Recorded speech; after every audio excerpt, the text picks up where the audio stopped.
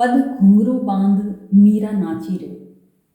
ओशो जी ने लिखा है, परमात्मा की खोज में तो बहुत लोग निकलते हैं, लेकिन खोज नहीं पाते, क्योंकि मूल्य चुकाने की तैयारी नहीं होती। मुफ्त पाना चाहते हैं, बिना कुछ दिए पाना चाहते हैं, जरा सी भी आंच न आए और पाना चाहते हैं, एक कांटा पैर में न चुभे और पाना चाहते हैं। इसलिए पाने की आकांक्षा भी होती है, फिर भी हाथ कुछ नहीं लगता है। और जब हाथ न लगे तो आदमी का अहंकार बहुत कुशल है। जब परमात्मा हाथ नहीं लगता तो फिर उनका तर्क वही होता है जो लोमड़ी का तर्क। जब अंगूर हाथ नहीं लगते, लोमड़ी कहती है खट्टे हैं। जब परमात्मा हाथ नहीं लगता तो लोग सोचने लगते हैं परमात्मा है ही नहीं, होता तो हाथ लगता। लोग नास्तिक बन जाते हैं। आस्तिक बनने के लिए कोई कीमत नहीं चुकाई, और जब बिना कीमत चुकाए परमात्मा की कोई खबर नहीं मिलती तो नास्तिक बन जाते हैं। जब भी मैं किसी नास्तिक को देखता हूं तो मैं हारे हुए आस्तिक को पाता हूं। किसी जन्म में, किसी यात्रा में उसने बड़ी कोशिश की होगी, मगर कोशिश ऐसी रही होगी कि अपने को बचाकर की होगी। पूजा का थाल सजाया होगा, पूजा के थाल में दिया जलाया होगा, लेकिन अपने को नहीं जलाया। और तुम्हारा पूजा का थाल व्यर्थ है अगर तुम ही उसमें नहीं जल रहे हो। फूल चढ़ाए होंगे, लेकिन वे फूल अपने प्राणों के नहीं थे, वे किन्हीं वृक्षों पर खिले फूल थे। स्वयं में खिले फूलों को जो चढ़ाता है वही पाता है। गीत भी गुनगुनाया होगा, भजन भी किया होगा, कीर्तन में भी सम्मिलित हुए होंगे, लेकिन उस कीर्तन में तुम्हारे अपने स्वर नहीं थे। सब उधार था, बासा था, औपचारिकता थी, हार्दिकता नहीं थी, दीवानापन नहीं था। और जब तक प्रेम पागल न हो तब तक प्रेम ही नहीं, पागल होकर ही प्रेम का पद पाता है। प्रेम बिना पागलपन के घृणा से भी बदतर है, क्योंकि थोथा और नपुंसक होगा। घृणा में तो कुछ बल होता है, और जब नहीं मिलता परमात्मा तो विषाद की उन घड़ियों में मन अपने को सही समझकर सांत्वना देता है कि होता तो मिलता है ही नहीं। फिर एक इनकार पैदा होता है, एक नास्तिकता का जन्म होता है। फिर आदमी यही कहे चला जाता है कि ईश्वर है ही नहीं, प्रमाण कहाँ है।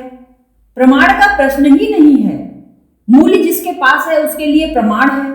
जो देने को राजी है वह पाएगा, और जो देना भी ऐसा नहीं है कि थोड़ा बहुत देने से चल जाए, पूरा ही पूरा देना होगा, पूरा ही पूरा देना होगा, क्योंकि परमात्मा अखंड है, उसके टुकड़े नहीं हो सकते।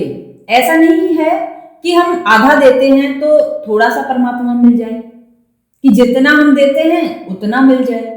परमात्मा के खंड नहीं हो सकते। तो तुम जब तक अखंड ही समर्पित न होगे तब तक उसे न पाओगे। तुम्हारी समग्रता ही चढ़नी चाहिए। शहीद हुए बिना परमात्मा को कोई पाता नहीं। इसलिए सूफी फकीरों ने शहादत शब्द के दो अर्थ लिए हैं, और बड़े मूल्यवान अर्थ हैं।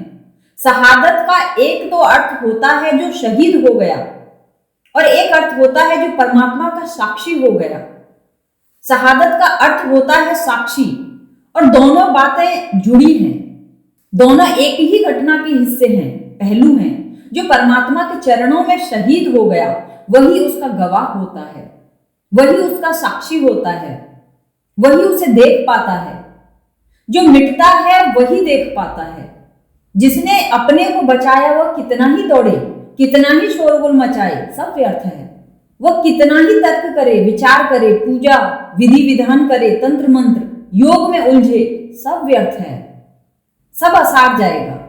एक ही बात करने जैसी है, वह है अपने सारे प्राणों को उसके चरणों में समर्पित कर देना। और निश्चित ही अभी उसका हमें पता नहीं है। इसलिए जो व्यक्ति अज्ञात के प्रति समर्पण कर सकता है वही उसे पा सकता है। मिल जाए परमात्मा फिर तो समर्पण करना बहुत आसान है, लेकिन अड़चन यही है कि मिलता तब है जब समर्पण हो जाए। तो समर्पण तो जुआरी ही कर सकते हैं, जिन्हें लाभ इत्यादि की चिंता है, जो हिसाब किताब कर रहे हैं। भक्ति का मार्ग उनके लिए नहीं, यह तो हिम्मतवर दुस्साहसियों का मार्ग है। आज के सूत्र इसी दुस्साहस की तरफ खबर देने वाले सूत्र हैं। मायरी मैं तो लियो गोविंद मोल। मीरा कहती है मैंने तो खरीद लिया गोविंद को। कैसे खरीदा मीरा ने? कोई कैसे खरीदता है परमात्मा को? मिट कर खरीदा, अपने को गंवा कर पाया, अपनी गर्दन रख दी वहां उसके चरणों में। बस वही बाधा थी। तुम्हारा सिर ही बाधा है, तुम्हारा अहंकार ही बाधा है। उसी को चढ़ा दिया तो परमात्मा तुम्हारा हो जाता है। देखता हूं तो तेरा रूप नजर आता है और सुनता हूं तो आवाज तेरी सुनता हूं। देखता हूं तो तेरा रूप नजर आता है और सुनता हूं तो आवाज तेरी सुनता हूं। सोचता हूं तो फकत याद तेरी आती है, जिक्र करता हूं तो मैं जिक्र तेरा करता हूं। खामोशी मेरी तेरा नगमाए ख्वाबिदा है, मेरी आवाज जो तू कहता है मैं कहता हूं। जान तो जान जिस्म भी रोशन है तेरी लौ से मेरा, तेरे ही नूर में मैं शमा सिफ्त जलता हूं। भूख लगती है तो लगती है तेरे प्यार की भूख, चरण अमृत से ही मैं प्यास बुझा सकता हूं। इधर तुम मिटे की क्रांति हुई, तुम ही पर्दे की तरह पड़े हो अपनी आंख पर। लोग मुझसे पूछते हैं कि परमात्मा पर पर्दा क्यों है? परमात्मा पर पर्दा है ही नहीं। परमात्मा बेपर्दा है, परमात्मा नग्न खड़ा है। तुम्हारी आंख पर पर्दा है, तुम्हारी आंख पर जाली है। तुमने आंख पर पत्थर के चश्मे लगा रखे हैं। धारणाएं, सिद्धांत, शास्त्र, मंदिर, मस्जिद, पंडित, पुरोहित सब तुम्हारी आंखों में भर गए हैं और उनकी वजह से परमात्मा के लिए प्रवेश की कोई जगह नहीं है।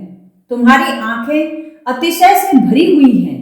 यह गर्दन झुके या सिर चढ़े तो फिर देखता हूं तो तेरा रूप नजर आता है। फिर जहां तुम देखोगे, आंख खोलोगे तो वही, आंख बंद करोगे तो वही, और सुनता हूं तो आवाज तेरी सुनता हूं। फिर पक्षियों की चहचहाहट में और आकाश से गुजरते हुए बादलों की गड़गड़ाहट में और वृक्षों से सरकती हुई हवाओं की ध्वनि में और पानी के झरझर में सब तरफ उसी की आवाज है। उसी के अतिरिक्त कोई है ही नहीं। यही आश्चर्य है कि कैसे हम उसे देखने से वंचित हैं, जो सब तरफ मौजूद है, वृक्षों की हरियाली में और आकाश की नीलिमा में और लोगों की आंखों में और लोगों के आंसुओं में और मुस्कुराहटों में, सब तरफ जो मौजूद है, मेरे बोलने में और तुम्हारे सुनने में जो मौजूद है। इधर तुम्हें घेरे हुए है, तुम जहां रहो सदा तुम्हें घेरे हुए है, और आंख बंद करो तो भीतर भी वही है। सोचता हूं तो फकत याद तेरी आती है, जिक्र करता हूं तो मैं जिक्र तेरा करता हूं। फिर तुम जो बोलोगे वही उसी का नाम है। जो बोलूं सो हरि कथा, फिर तुम जो बोलोगे वही उसकी कथा है। अभी भी तुम जो बोल रहे हो वह उसकी ही कथा है, सिर्फ तुम पहचानते नहीं। खामोशी मेरी तेरा नगमाए ख्वाबिदा है। फिर तुम बोलोगे तो उसकी कथा, और तुम चुप रहोगे तो भी उसका गीत तुम्हारे भीतर गूंजेगा, उसका अनाहत नाद। मेरी आवाज जो तू कहता है मैं कहता हूं, फिर तुम्हारी कोई आवाज न रह जाएगी। यह ढंग है गोविंद को मोल लेने का। जब तुम न रह जाओ, तुम्हारी आवाज न रह जाए, तुम्हारा अपना कुछ न रह जाए। जान तो जान जिस्म भी रोशन है तेरी लौ से मेरा। प्राणों की तो बात छोड़ो, मेरी देह भी तेरी ही ज्योति से दीप्त है। जान तो जान जिस्म भी रोशन है तेरी लौ से मेरा, तेरे ही नूर में मैं शमा सिफ्त जलता हूं।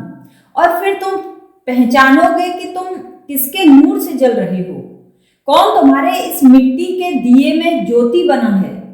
यह तुम्हारी चेतना क्या है, यह तुम्हारा होश क्या है, यह तुम्हारा बोध क्या है। यह परमात्मा की किरण है तुम्हारे भीतर, यह तुम्हारी देह में जो चमक रहा है, यह तुम्हारी आंख से जो झांक रहा है, यह जो मुझे सुन रहा है इस क्षण खामोशी से, वही है।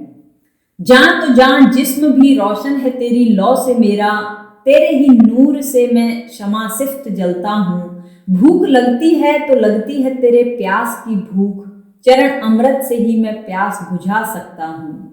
लेकिन यह क्रांति तभी घटती है गोविंद को मोल लेने की, जब तुम अपने को बेच दो। मायरी मैं तो लियो गोविंद मोल। किसी ने इतनी हिम्मत से इस तरह की बात नहीं कही कि मैंने परमात्मा को खरीद लिया। यह तो दीवाने ही कह सकते हैं, यह तो बावरे ही कह सकते हैं, यह दुकानदारों की बातचीत नहीं है, यह तो दुस्साहसी ही कह सकते हैं, यह तो वे ही कह सकते हैं जिन्होंने अपने को समर्पित कर दिया है और जिनके पास अहंकार का जरा सा भी स्वर नहीं बचा है। कोई कहे छाने, कोई कहे चौड़े। कुछ लोग कहते हैं कि परमात्मा को पाना तो छिप छिप कर पाना होता है, और कोई कहते हैं कि परमात्मा को पाना हो तो छिप छिप कर कैसे पाओगे। मंदिर में, मस्जिद में, खुलेआम लोगों के बीच में पाना होता है। कुछ लोग कहते हैं कि परमात्मा को अंतरतम में पाना होता है, छिप छिप कर, और कुछ लोग कहते हैं कि परमात्मा को इस विराट ब्रह्मांड में पाना होता है, खुलेआम। कोई कहे छाने, कोई कहता है छिपकर पाओ, कोई कहे चौड़े, कोई कहता है खुलेआम पाओ, कोई कहता है बाहर पाओ, कोई कहता है भीतर पाओ। दो तरह के धर्म हैं पृथ्वी पर, एक अंतर्मुखी और दूसरे बहिर्मुखी। अंतर्मुखी धर्म कहते हैं आंख बंद करो, अपने भीतर जाओ, बाहर नहीं है प्रभु, भीतर है। जैन बौद्ध अंतर्मुखी धर्म है, ईसाई हिंदू इस्लाम बहिर्मुखी धर्म है। परमात्मा सब तरफ मौजूद है। आंख खोलो, पूरी आंख खोलो, ठीक से आंख खोलो और उसे पालो। कोई कहे छाने, कोई कहे चौड़े, कोई कहता है पास है परमात्मा, कहीं दूर नहीं जाना, कोई कहता है दूर है परमात्मा, बड़ी यात्रा करनी होगी। लियोरी वजंता ढोल। और मीरा कहती है मैंने न तो इसकी फिक्र की कि छिप कर पाऊं, चोरी चोरी चुपके चुपके, खामोशी में, मौन में, जंगल में भागकर, पहाड़ में छिपकर, किसी गुफा में बैठकर पाऊं उसे। न मैंने मंदिर मस्जिद जो व्यावहारिक सामाजिक औपचारिक व्यवस्था है उसमें परमात्मा को खोजा, मैंने जो ढोल बजाकर खोजा। लियोरी वजंता ढोल। न भीतर न बाहर, मैंने तो ढोल बजाकर खोजा, न छिपकर न चोरी, न सामाजिक औपचारिक व्यवस्था विधि विधान से, मैंने तो बड़े अनूठे ढंग से उसको पाया। मैंने तो भीतर जो पड़ी थी मृदंग उसको बजाकर पाया। ख्याल रखना, इसमें एक बड़ी अद्भुत बात मीरा कह रही है। जब भीतर का ढोल बजता है तो बजता तो भीतर है, लेकिन बाहर भी सुनाई पड़ता है। जब भीतर कोई गीत पैदा होता है तो बाहर प्रकट होता है। गीत के माध्यम से बहिर्मुखता अंतर्मुखता जुड़ जाती है। गीत सेतु बन जाता है, बाहर भीतर को जोड़ देता है। इसलिए मीरा कहती है न तो मैंने बाहर परमात्मा को खोज कर पाया न भीतर, मैंने तो इस ढंग से पाया कि बाहर भीतर जुड़े थे, एक हो गए थे। न कुछ बाहर था न कुछ भीतर था, एक ही था, वही भीतर था वही बाहर था। लियोरी वजंता ढोल। और हम सब उस अपूर्व नाद को अपने भीतर लिए बैठे हैं। वही नाद बाहर भी बज रहा है, वही नाद तुम्हारे भीतर भी बज रहा है। एक ही नाद से सब जुड़ा है, लेकिन हम करीब करीब मूर्छित हैं। हमें कुछ सुनाई नहीं पड़ रहा है, न हमें कुछ दिखाई पड़ रहा है। हमारी सारी संवेदनशीलता जड़ हो गई है और तुम्हारे तथाकथित धर्म गुरुओं ने तुम्हारी संवेदनशीलता को एकदम नष्ट कर दिया है। क्योंकि वे कहते हैं स्वाद लेना मत, वे कहते हैं प्रेम से स्पर्श करना मत, वे सिखाते हैं तुम्हें एक तरह की उदासी, एक तरह की संवेदन शून्यता, जड़ता। वे सिखाते हैं इंद्रियों का मारना, धीरे धीरे इंद्रियों को मार डालो। लेकिन जिसने अपनी इंद्रियां मार डाली वह खुद भी मर जाता है, क्योंकि इंद्रियों में तुम्हारी चेतना का आवास है। ठीक ठीक जगा हुआ व्यक्ति स्वाद नहीं लेता, यह बात गलत है। ठीक ठीक जगा हुआ व्यक्ति ही ठीक स्वाद लेता है, उसका स्वाद बड़ा गहरा हो जाता है। महात्मा गांधी के आश्रम में अस्वाद व्रत था, मेरे आश्रम में स्वाद व्रत है। गांधी जी के आश्रम में भोजन में स्वाद लेना पाप था। इस स्वाद से बचाने के लिए वे साथ में नीम की चटनी भी रखवा देते थे, ताकि अगर कहीं बीच बीच में स्वाद आने लगे थोड़ा नीम की चटनी मुंह में डाल लो। नीम की कोई चटनी होती है, लेकिन यह जीभ को मारने का ढंग है। पश्चिम का एक बड़ा विचारक लुई फिशर गांधी को मिलने आया था। भोजन करने बैठे तो उसकी थाली में भी नीम की चटनी रखवा दी। उसे तो कुछ पता नहीं, उसने और चीजें चखी तो वह भी चखी। वह तो घबरा गया कि यह जहर किस लिए है। उसने पूछा तो गांधी जी ने समझाया होगा, अस्वाद व्रत। उसने सोचा कि अब मेजबान का अपमान करना तो ठीक नहीं। उसने सोचा कि बजाय पूरे भोजन को खराब करने के एक बार में ही इस गोले को गटक ही जाओ, पानी पी लो, फिर बाकी भोजन ठीक से करो, नहीं तो ये तो पूरा भोजन खराब कर देगा। तो वह पूरा गोला गटक गया और गांधी ने तत्क्षण कहा अपने रसोइये को, और लाओ, लुई फिशर को चटनी बहुत पसंद पड़ी है। उसने अपने संस्मरणों में लिखा है कि वह फिर चटनी बुला ली उन्होंने। स्वाद मारा जा सकता है। जीभ को अगर जहरीली चीजें देते रहो, जीभ धीरे धीरे संवेदन शून्य हो जाएगी। संवेदन शून्य जीभ हो जाएगी तो कुछ तुम्हारी आत्मा में भी जड़ हो जाएगा। आंखों को धीरे धीरे इस तरह कर लो कि कुछ सौंदर्य न दिखे, फूल न देखें, चांद तारे न देखें, सुंदर स्त्रियां, सुंदर पुरुष, सुंदर बच्चे। आंखों को धीरे धीरे सौंदर्य से हटा लो। सूरदास ने इसलिए आंखें फोड़ ली थी कि सौंदर्य को देखने से कहीं वासना पैदा होने का डर बना रहता है। आंखें तो फोड़ ली, लेकिन उसी के साथ आत्मा की एक क्षमता भी नष्ट हो जाएगी। और यही आंखें जो स्त्रियों का सौंदर्य देखती हैं, यही तो परमात्मा का सौंदर्य भी देखेंगी। और यही जीव तो भोजन का स्वाद लेती है, यही तो परमात्मा का स्वाद भी लेगी। और यही हाथ जो लोगों को छूते हैं, यही तो उसके भी चरणों का स्पर्श करेंगे। इंद्रियों को मारना मत, इंद्रियों को जगाना। इंद्रियों को पूरी त्वरा देनी है, तीव्रता देनी है, सघनता देनी है। इंद्रियों को प्रांजल करना है, स्वच्छ करना है, शुद्ध करना है। इंद्रियों को कुंवारा करना है। आंखें ऐसी हो जाएं शुद्ध कि जहां भी तुम देखो वही परमात्मा दिखाई पड़े। यह फर्क समझ लेना तर्क का, यह विचार भेद समझ लेना। एक है जो डरते हैं कि कहीं सौंदर्य को देखा तो वासना न जाग जाए, तो फिर आंख ही फोड़ लो। भोजन में स्वाद आया तो कहीं ऐसा ना हो कि भोजन पटुता पैदा हो जाए, तो जीभ ही मार डालो। यह जीवन निषेध है। भक्त जीवन के प्रेम में है, जीवन के निषेध में नहीं। उसे कान बहरे नहीं करने हैं और आंखें अंधी नहीं करनी हैं। उसे जीवन के रस को इस तरह पहचानना है, इस तरह जीवन के रस से संबंध जोड़ना है, इतनी प्रगाढ़ता से कि जहां रूप दिखाई पड़े वहां प्रार्थना पैदा हो। अभी रूप जहां दिखाई पड़ता है वहां वासना पैदा होती है, यह सच है। अब दो उपाय हैं, रूप देखो ही मत ताकि वासना पैदा न हो, और दूसरा उपाय है कि रूप को इतनी गहराई से देखो कि हर रूप में उसी का रूप दिखाई पड़े, तो प्रार्थना पैदा हो। भक्त रूप में परम रूप देखने लगता है, सौंदर्य में परम सौंदर्य देखने लगता है, हर ध्वनि में उसी का नाद सुनने लगता है। फिर आंखें फोड़ने की जरूरत नहीं रहती और कान फोड़ने की आवश्यकता नहीं रहती, इंद्रियों को मारने की जरूरत नहीं रहती। और ईश्वर ने जो भेंट दी है इंद्रियों की, वह अगर मारने के लिए ही होती तो दी ही नहीं होती।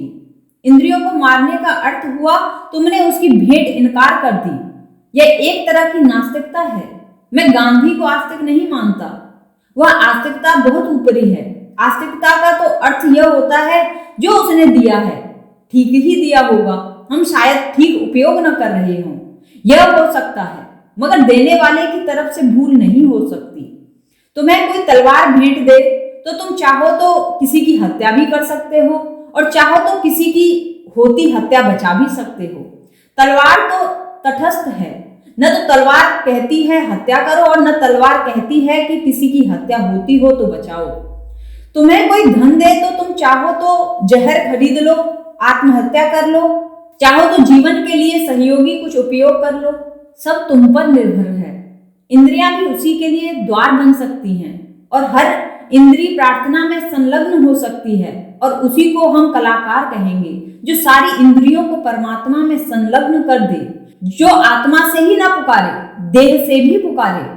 परमात्मा की रोशनी प्राणों में ही न जगमगाए, रोए रोए में जगमगाए। आत्मा तो उसमें डूबे ही डूबे, यह देह भी उसी में डूब जाए। तुम्हारे प्राण तो उसमें नहाए ही नहाए, तुम्हारा तन भी उसमें नहा ले, तुम्हारी श्वास श्वास उसमें लिप्त हो जाए। मायरी मैं तो लियो गोविंद मोल, कोई कहे छाने कोई कहे चौड़े, लियो री बजनता ढोल। मीरा कहती है कि मैंने तो ये बंधी बंधाई लकीरें नहीं सोची कि भीतर खोजें कि बाहर खोजें। मैंने तो ढोल बजाकर उसे ले लिया। कौन से ढोल की यह बात कह रही है? अनाहत, वह जो अनाहत नाद है, वह जो भीतर छुपा हुआ नाद है। उस पर चोट कर दी, उस पर टंकार कर दी, उसकी टंकार होते ही नाद बाहर भी फैल जाता है। एक कंकड़ तुमने कभी झील में फेंक कर देखा? जहां गिरता है वहां तो लहर उठती है, लेकिन फिर लहर फैलती चली जाती है। दूर दूर किनारों तक लहरों की लहरें हो जाती हैं। परमात्मा का पहला स्पर्श तो भीतर ही होता है, क्योंकि वहीं से हम उसके निकटतम हैं। इस वृक्ष में परमात्मा को देखोगे, यह तो जरा दूर हो गई बात। अगर अपने में नहीं देखा है अभी तक, तो वृक्ष में कैसे देखोगे? चांद तारों में परमात्मा को देखोगे और अपने हृदय की धड़कन में उसे अभी सुना नहीं, इतने दूर कैसे देखोगे? पहचान तो पास से ही शुरू करनी होती है। चलना तो वहां से पड़ता है जहां तुम हो। लियोरी बजंता ढोल, कोई कहे मुहंगो, कोई कहे सुहंगो। कोई कहता है कि परमात्मा बड़ा महंगा है और कोई कहता है कि परमात्मा बड़ा सस्ता है। महंगा कहने वाले वे लोग हैं जो कहते हैं शरीर को तपाओ, शरीर को गलाओ, इंद्रियों को काटो, सब सुख छोड़ दो, अपने जीवन में पीड़ा ही को सजाओ, उसी की आराधना करो, घाव बनाओ, किसी घाव को भरने मत दो, तपश्चर्या, उपवास, व्रत करो। ये जो कृत साधना वाले लोग हैं, जो अपने को सताने में रस लेते हैं, ये जो दुखवादी लोग हैं, वे कहते हैं परमात्मा को पाना बहुत महंगा है, क्योंकि बड़े कष्ट से मिलेगा, हजार हजार नरकों से गुजर कर मिलेगा। और कुछ लोग हैं जो कहते हैं कि बिल्कुल सस्ता है, जैसे महर्षि महेश योगी। वे कहते हैं बिल्कुल सस्ता मामला है, एक 10 मिनट सुबह मंत्र पढ़ लो, 10 मिनट शाम मंत्र पढ़ लो, बात खत्म हो गई और कुछ करना नहीं है। एक है जो कहता है बहुत कठिन है, एक है जो कहता है कि अपने को बड़ा सताना पड़ेगा, दूसरा कहता है कोई भी कठिनाई की बात नहीं है, तुम जैसे हो बिल्कुल ठीक हो, बस जरा सी यह तरकीब इसमें जोड़ लो, एक नुस्खा है, उसका उपयोग कर लो, परमात्मा को पालोगे। यह रहा ताबीज, यह बांध लो, यह रहा मंत्र, इसे दोहराने लगो, यह रहा मंदिर, रोज 2 मिनट जाकर सिर पटक आना, यह रही मस्जिद, नमाज पढ़ लेना। ये सस्ती बातें हैं, तुम्हें कुछ करना नहीं पड़ता। नमाज पढ़ने में तुम्हें क्या करना है? 2-4 दफे उठे बैठे, थोड़ी कवायद की, मंदिर में गए, पत्थर की मूर्ति पर सिर झुका लिया। तुम्हें करना क्या पड़ता है?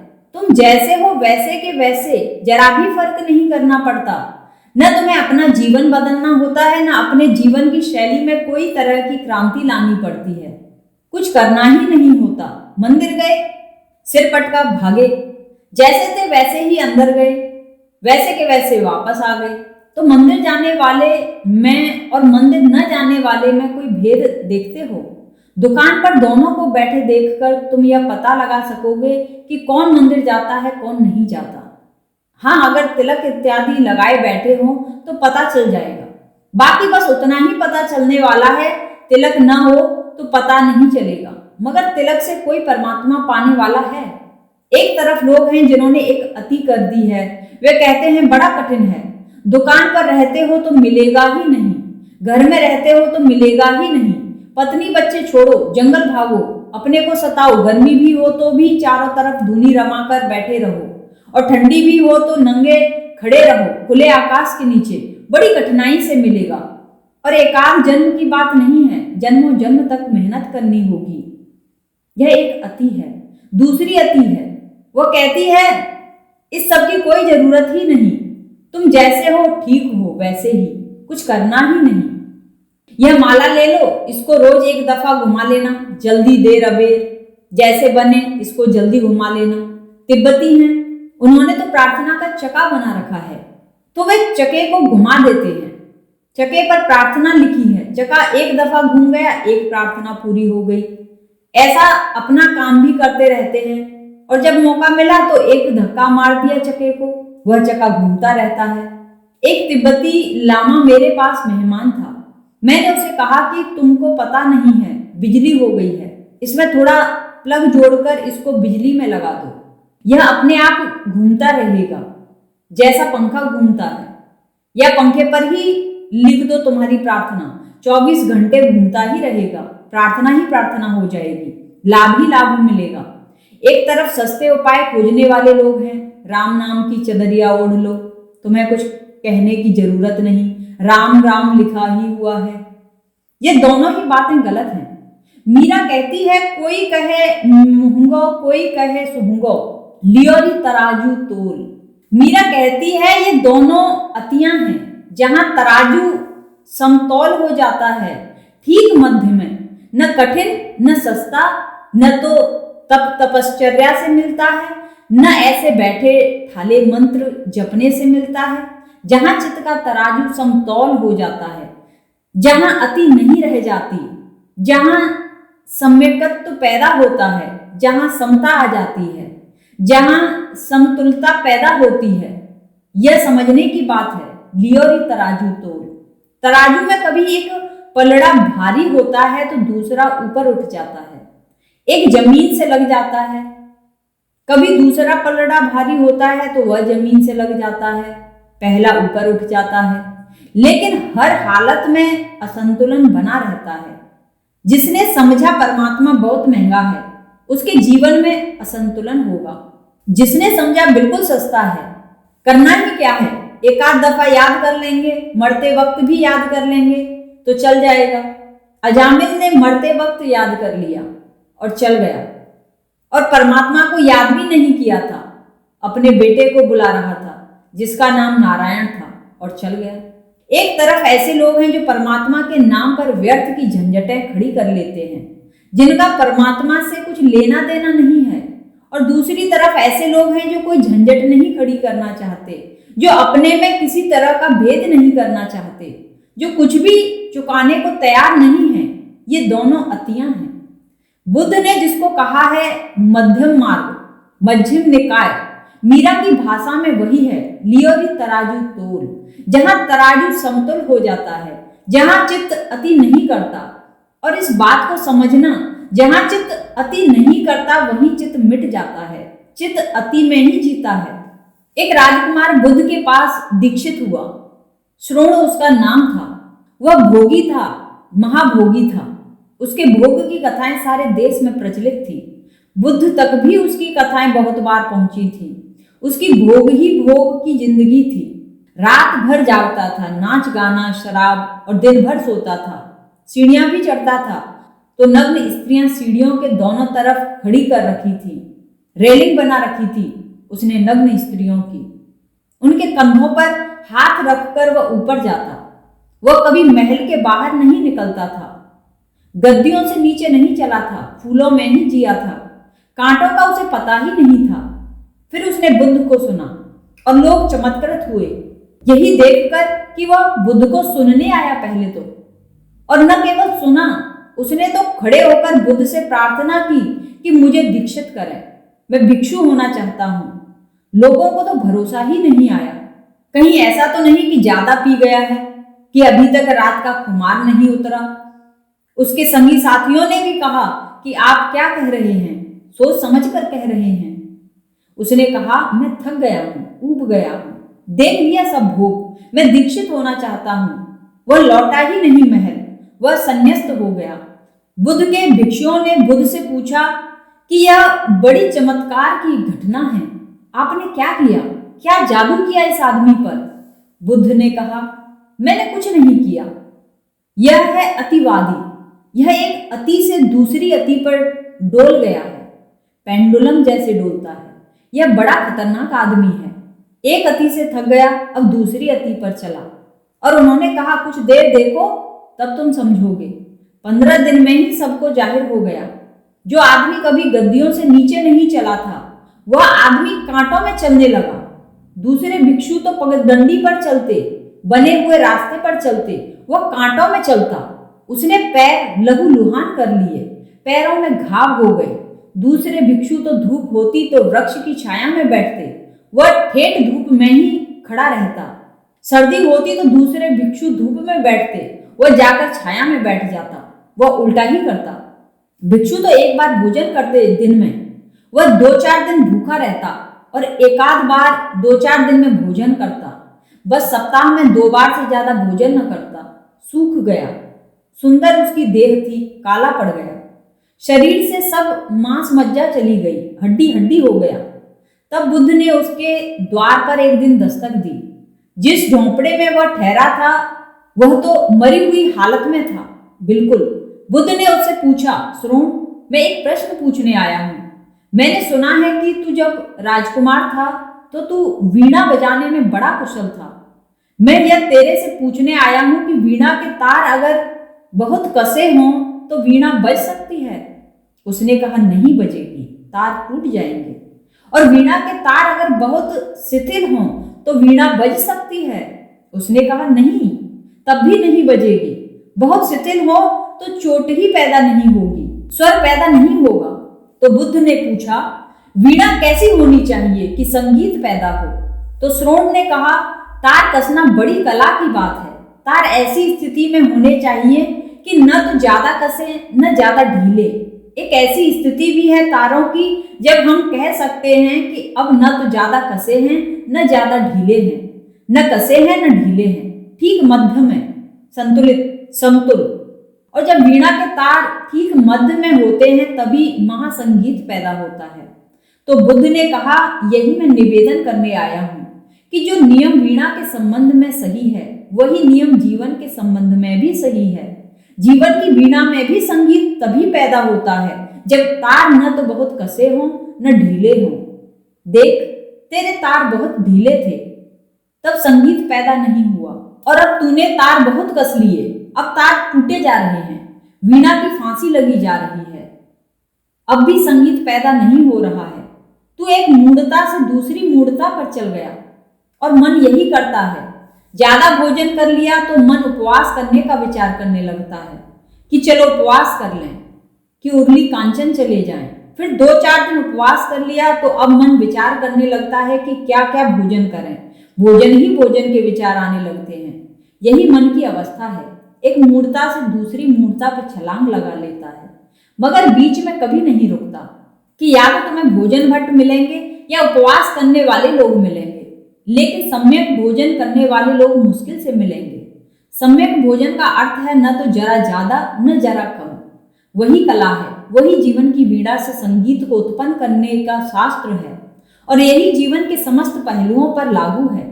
या तो कुछ लोग धन के पीछे दीवाने होते हैं तो धन ही धन उनके मन में होता है, फिर एक दिन थक जाते हैं तो धन छोड़कर भागने लगते हैं, फिर त्याग ही त्याग उनके मन में होता है। ये दोनों ही बातें अतियां हैं। आदमी को समझ होनी चाहिए मध्य में ठहरने की। धन जीवन का लक्ष्य नहीं है, लेकिन जीवन का साधन जरूर है। साध्य बिल्कुल नहीं, लेकिन साधन जरूर है। तो धन ही धन इकट्ठा करने में जीवन को तो गंवाता है, वह नासमझ है। और जो धन को छोड़ने में ही समझता है कि परमात्मा को पालेगा, वह भी नासमझ है। न तो धन ही धन को पाने से कुछ होता है, न धन को छोड़ने से कुछ होता है। एक सम्यकत्व होना चाहिए। जितना जरूरी है, जितना जीवन की जरूरतों के लिए आवश्यक है, उतना कर लिया, और उतना सभी कर सकते हैं, क्योंकि जीवन की आवश्यकताएं बहुत थोड़ी हैं। जरूरी आवश्यकताएं तो बहुत थोड़ी हैं, गैर जरूरी बहुत हैं। तो मैं तुमसे ये नहीं कहता कि सारी आवश्यकताएं छोड़ दो, क्योंकि वह अति है। मैं तुमसे इतना ही कहता हूं, गैर जरूरी छूट जाएं तो बस पर्याप्त। जो बिल्कुल जरूरी है उसे निश्चित पूरा करना है। उसे पूरा करने में कोई कठिनाई भी नहीं है। और दुनिया में अगर सभी लोग अपनी जरूरत की जरूरतें ही पूरी करें तो किसी को कमी न रह जाए। लेकिन कुछ लोग पागल हैं। वे जरूरत से ज्यादा इकट्ठा करते चले जाते हैं। उसी इकट्ठे करने में कुछ लोगों की जरूरतें भी पूरी नहीं होती। फिर कलह है, संघर्ष है, वैमनस्य है, द्वंद्व है, हिंसा है। दो अतियों के मध्य में ठहर जाना तराजू का तौल लेना है। दोनों पलड़े एक ही दशा में आ गए। तराजू का कांटा मध्य की सूचना देने लगा। मध्य से ही द्वार है। तो मीरा न तो तपस्वी है, न त्यागी है, न भोगी है। मीरा तो मध्य में ठहरी है। वही उसका सौंदर्य है, वही उसके संगीत का माधुर्य है। यह संगीत का माधुर्य उसके जीवन के माधुर्य से बहा है। यह उसके जीवन का ही स्वाद है जो उसके संगीत में भी है। मायरी मैं तो लियो गोविंद मोल, मैंने परमात्मा को खरीद लिया, मीरा कहती हैं। हिम्मत का वक्तव्य है। किसी ने कभी कहा नहीं कि मैंने परमात्मा को खरीद लिया। और खरीदने की कला क्या है? लियोरी तराजू तोल, लियोरी वजंता ढोल, कोई कहे कारो कोई कहे गोरो, लियोरी अमोलक मोल। कोई कहता है परमात्मा ऐसा है, कोई कहता है परमात्मा वैसा है। सभी व्याख्या करते हैं। कोई कहता है काला, कोई कहता है गोरा, कोई कहता है निर्गुण, कोई कहता है सगुण, कोई कहता है इतने हाथ इतने सिर, कोई कहता है इतने सिर इतने हाथ। अलग अलग व्याख्याएं हैं। कोई कहता है शून्य, कोई कहता है पूर्ण। ये सारी की सारी व्याख्याएं मनुष्य निर्मित हैं और ये उनके द्वारा निर्मित हैं जिन्होंने जाना नहीं। जो जानते हैं वे कहते हैं परमात्मा अव्याख्य है, उसकी कोई व्याख्या नहीं, उसका कोई निर्वचन नहीं, उसके संबंध में कुछ भी कहा नहीं जा सकता। उसे जाना तो जा सकता है लेकिन जनाया नहीं जा सकता। कोई कहे कारो कोई कहे गोरो। मीरा यह कह रही है कि न तो वो गोरा है न वो काला है, न वह ऐसा है न वो वैसा है, वह तो बस अपने जैसा है। इसलिए उसे किसी व्याख्या में तुम न बांध सकोगे। तुम जो भी कहोगे वह सीमा हो जाएगी और जो भी सीमा हो जाएगी वह उसे नहीं घेर पाएगी। वह असीम है, लियोरी अमोलक मोल। मीरा कहती है मैं इतना ही कह सकती हूं, उसके मूल्य आंकने का कोई उपाय नहीं। अमोलक है, उसको कसने की कोई कसौटी नहीं और उसको तोलने का कोई तराजू नहीं। और तुम्हारे सारे शास्त्र और तुम्हारे सारे सिद्धांत दो कौड़ी के हैं। जो निर्गुण कहते हैं वे भी बकवास करते हैं, जो सगुण कहते हैं वे भी बकवास करते हैं। जहां विवाद है वहां बकवास है और विवाद वही है जहां जाना नहीं गया है। जिसने जाना वह तो जानने के कारण चुप हो जाता है, एकदम सन्नाटा हो जाता है। उससे तुम पूछो परमात्मा कैसा है तो वो कहेगा मेरी आंख में झांक लो, वो कहेगा मेरा हाथ पकड़ लो, वो कहेगा मेरे पास थोड़ी देर चुप बैठो, शायद पता चल जाए। मगर मैं क्या कहूं परमात्मा कैसा है? कैसे कहा जा सकता है? परमात्मा बस परमात्मा जैसा है। कोई कहे कारो कोई कहे गोरो, लियोरी अमोलक मोल। वह अमूल्य है, कोई उपाय नहीं कि हम निर्धारण कर सकें कि कैसा है। जो जाने सो जाने, जो जाने वही जाने, और उधार जानने की कोई व्यवस्था नहीं हो सकती। मैंने जाना तो मैं तुम्हें नहीं जना सकता। मैं लाख सिर पटकूं, मैं हजार विधि करूं, तुम सुन भी लोगे फिर भी कुछ पकड़ में ना आएगा, क्योंकि शब्द तो मेरे तुम्हारे पास तक पहुंच जाएंगे, लेकिन अर्थ कैसे पहुंचेगा? अर्थ तो अनुभव से आता है। मैंने कहा गुलाब का फूल, तुमने सुना और अर्थ भी आ गया। क्यों? क्योंकि गुलाब का फूल तुमने देखा है, तुम्हें पता है गुलाब के फूल का। मैंने कहा गुलाब का फूल, गुलाब का फूल तुम्हारी दृष्टि में आ गया। अगर तुम जरा संवेदनशील व्यक्ति हो तो तुम्हें गुलाब के फूल की सुगंध भी आने लगे। अगर तुम बहुत संवेदनशील व्यक्ति हो तो गुलाब का फूल बिल्कुल यथार्थ होकर तुम्हारे हृदय में खड़ा हो जाए। मगर अगर तुमने गुलाब का फूल जाना ही नहीं, तुम किसी मरुस्थल से आते हो जहां गुलाब का फूल होता ही नहीं, और मैंने कहा गुलाब का फूल, तब भी शब्द तो तुम्हारे कानों में पड़ेगा, क्योंकि शब्द मैंने कहा तो पड़ेगा ही, लेकिन तुम्हें कुछ साफ नहीं होगा कि मैं क्या कह रहा हूं। अर्थ प्रकट नहीं होगा। शब्द से अर्थ नहीं होता। शब्द से तुम्हारे भीतर अर्थ पड़ा हो तो जग जाता है। अगर भीतर अर्थ न पड़ा हो तो शब्द कुछ भी नहीं कर सकता। शब्द खड़बड़ करके निकल जाता है। अंधे आदमी से कहो प्रकाश, सुनता है बहरा तो है नहीं, क्यों अंधे की आंख तो होती नहीं। अंधे के कान बहुत अच्छे होते हैं आंख वालों से, क्योंकि अंधे की आंख तो होती नहीं, तो आंख की जो ऊर्जा है वह कान में ही संलग्न हो जाती है और आंख में बड़ी ऊर्जा लगी है। 80% ऊर्जा आंख से जा रही है, तो 80% ऊर्जा बच जाती है, वह कान की तरफ मुड़ जाती है, क्योंकि नंबर 2 की इंद्री कान है। तो जो ऊर्जा आंख से जाती थी, आंख से तो निकल नहीं सकती, वह कान से रास्ता खोजती है। वह द्वार बंद हो गया, दूसरा दरवाजा खोजती है। इसलिए अंधे की श्रवण शक्ति तो बहुत गहरी हो जाती है। इसलिए अंधे कुशल संगीतज्ञ हो जाते हैं, क्योंकि उनकी संगीत की पकड़ गहरी हो जाती है। ध्वनि का शास्त्र उन्हें सरल हो जाता है। दूर से आते आदमी की पग ध्वनि सुनकर अंधा पहचान लेता है कि कौन आ रहा है। तुम नहीं पहचान सकोगे, आंख वाला नहीं पहचान सकता।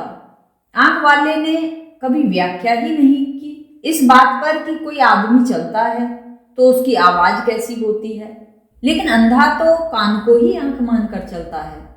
आवाज ही उसकी जिंदगी है, आवाज ही उसका अनुभव है। तुम बोलते हो तो वह पहचान लेता है कि कौन बोल रहा है। जैसे हम चेहरे को पहचानते हैं कि कौन आ रहा है, तो चेहरा देखकर पहचान जाते हैं कि फला आदमी आ रहा है।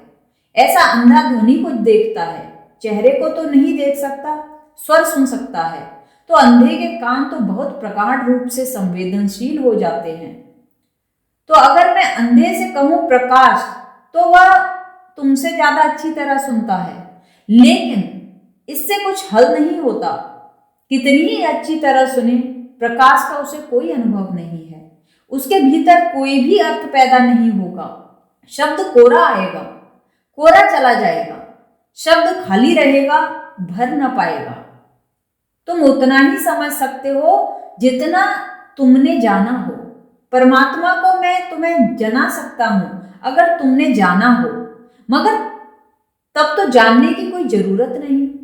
तुमने नहीं जाना है तो कोई उपाय नहीं। इतना ही बता सकता हूं कि मैंने कैसा जाना, मगर क्या जाना उस संबंध में कुछ नहीं कहा जा सकता। इसलिए समस्त ज्ञानियों के वचन विधि की बात करते हैं। कैसे जाना, क्या जाना, उस संबंध में चुप हैं। उस संबंध में कोई भी कुछ न कह सकेगा।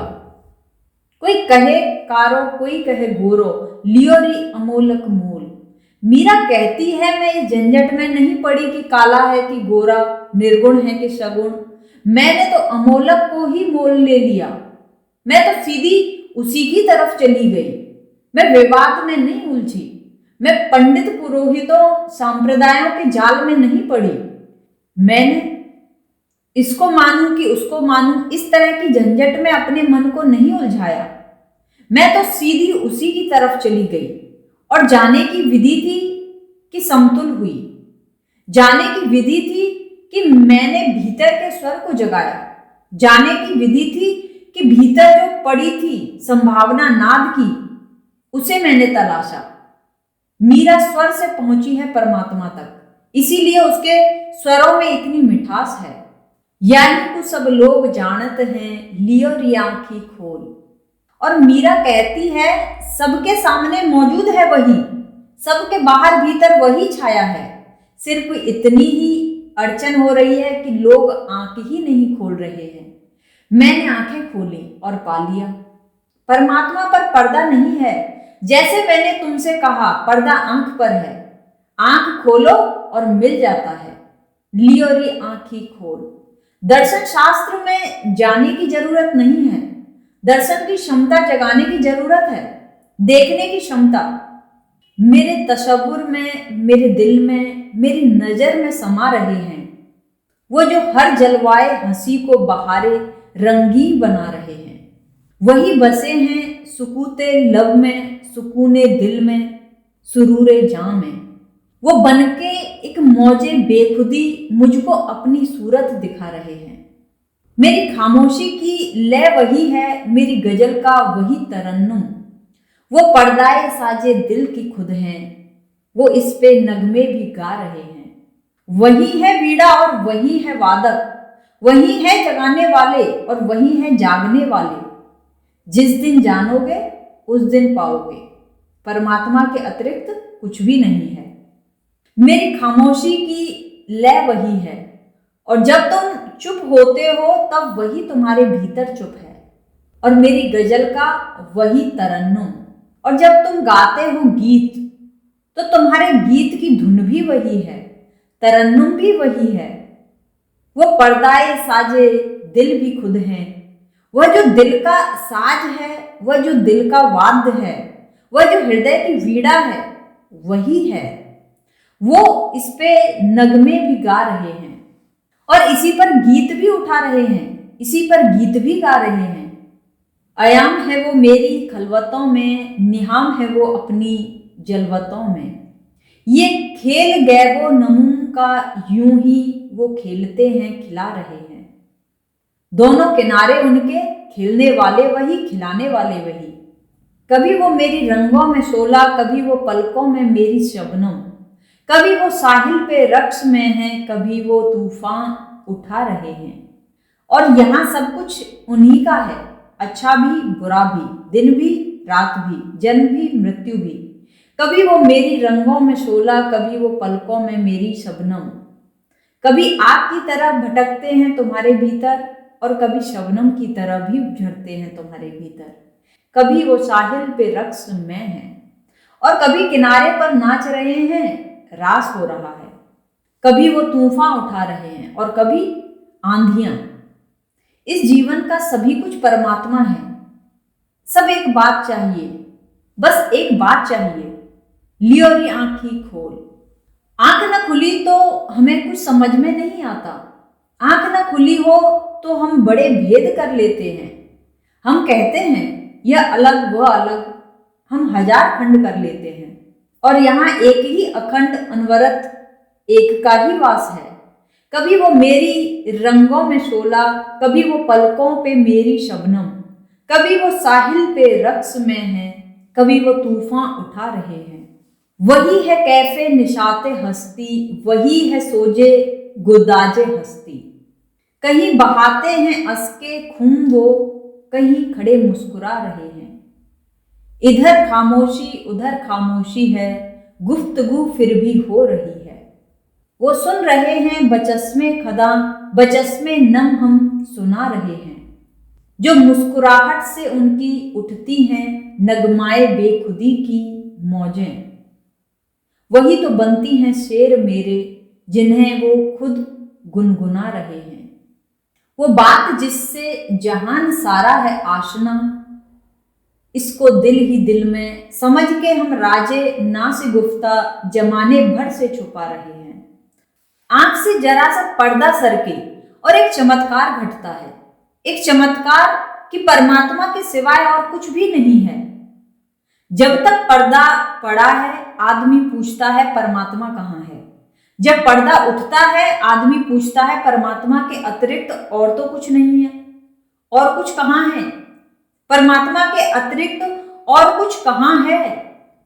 जब तक पर्दा है तब तक आदमी पूछता है कि परमात्मा को कहाँ खोजूं। जब पर्दा उठता है तो आदमी पूछता है ऐसी कोई जगह है जहां परमात्मा न हो? कहाँ परमात्मा को खोजूं, कहाँ परमात्मा को खोऊं, किस जगह?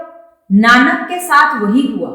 मक्का में पैर करके सो गए सांझ, काबा के पत्थर की तरफ।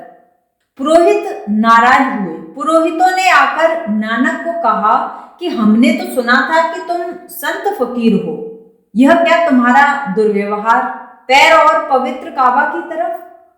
तो नानक ने कहा तुम मेरे पैर उस तरफ कर दो जहां परमात्मा न हो। मेरी बड़ी मुसीबत है, मैं भी नहीं चाहता कि परमात्मा की तरफ पैर करूं, लेकिन कहां करूं फिर? ऐसी कोई जगह है? तुम खुद ही मेरे पैरों को उस जगह कर दो। कहानी बड़ी प्यारी है। यहां तक तो तथ्य मालूम होता है, इसके बाद काव्य है, मगर काव्य सूचक है, अर्थपूर्ण है। तथ्य न हो मगर सत्य है। कहते हैं पुजारियों ने उनके पैर पकड़कर काबा के विपरीत मोड़ दिए और काबा भी उसी तरफ मुड़ गया। यह काव्य है, तथ्य तो नहीं है, लेकिन मैं कहता हूं सत्य है। क्योंकि जहां भी पैर मोड़ोगे परमात्मा वही है, काबा वही है। यह काबा जो पत्थर है यह ना मुड़ा हो उस तरफ। मगर इस सत्य को कैसे जुटलाओगे कि जहां भी पैर मोड़ोगे वही परमात्मा है, वही काबा है, वही काशी, वही कैलाश। आंख पर पर्दा हो तो परमात्मा दिखता नहीं, आंख से पर्दा उठे तो उसके सिवाय कुछ और दिखता नहीं। याही को सब लोग जानत हैं। मीरा जो कह रही है यह बात भी समझना। मीरा यह कह रही है कि यह बात सभी की आंखों के सामने है, सभी इसको जानते हैं, फिर भी अनजान बने बैठे हैं। जो जागा है वह बड़ा चकित होता है कि तुम बैठे हो, परमात्मा सामने है और तुम पूछते हो परमात्मा कहाँ है। तुम्हें दिखाई क्यों नहीं पड़ रहा है? तुम्हारी आंखें भली चंगी मालूम पड़ती हैं, तुम्हारे कान स्पष्ट मालूम पड़ते हैं, तुम्हें सुनाई क्यों नहीं पड़ रहा है? तुम्हारे हाथ जीवित हैं, तुम्हें छूता क्यों नहीं? तुम क्यों नहीं छू पाते? और वही है सब तरफ, वही है, यही कुछ सब लोग जानत हैं। मीरा कहती है मेरे देखे तो सभी इसको जानते हैं, मगर चमत्कार है कि कैसे भुला रहे हैं, कैसे अपने को भटका रहे हैं, कैसे अपनी आंखों को बंद किए बैठे हैं। मीरा को प्रभु दर्शन दीजो पूर्व जन्म के कौल। यहां फिर मीरा याद करती है अपने पिछले जन्म की, जब वह ललिता थी और कृष्ण से वचन लिया होगा कि मुझे आगे छोड़ मत देना, आगे भी मुझे मिलते रहना। मैं भूल भी जाऊं, मैं भूल सकती हूं, मैं ना समझ अज्ञानी, तुम मत भूल जाना। आगे भी मैं भूल जाऊं तो मुझे भुला मत देना, मैं भूल जाऊं तो भी मुझे याद दिला देना। तो मीरा उसी कौल की याद दिलाती है, कहती है तुमने जो वचन दिया था वह भूल तो नहीं गया है, तुमने जो वचन दिया था वह भूल तो नहीं गया है, वह याद है ना। मीरा को प्रभु दर्शन दीजो पूर्व जन्म के कौल। यहां यह बात भी समझ लेनी जरूरी है कि मीरा यही नहीं कहती कि मेरा कोई अधिकार है, कि मेरी कोई सामर्थ्य है, कि मेरी कोई पात्रता है। मीरा इतना ही कहती है कि तुम अपने वचन का ख्याल रखना। मैं अपात्र हूं चलेगा, लेकिन तुम अपना वचन पूरा करना, तुम्हें अपने वचन का ध्यान है ना। और यह जो बात है कई अर्थों में महत्वपूर्ण है। तुम भी न मालूम किन किन जन्मों में किन किन सदगुरुओं के पास रहे होंगे और तुमने भी उनसे आश्वासन लिए होंगे, वचन लिए होंगे कि हमें याद करना, हमें भूल मत जाना, लेकिन तुम यह बात भी भूल गए हो, इसकी तुम्हें कोई याद नहीं। और अगर आज किसी तरह परमात्मा तुम्हारी तरफ आने की कोशिश करे तो तुम हजार बाधाएं खड़ी करते हो, तुम हजार तरह की अड़चनें खड़ी करते हो।